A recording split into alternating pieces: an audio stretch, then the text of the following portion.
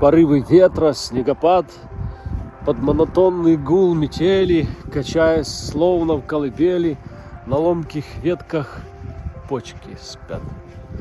И будет долго петь зима о том, что им не пробудиться, что не вернутся больше птицы в свои зеленые дома.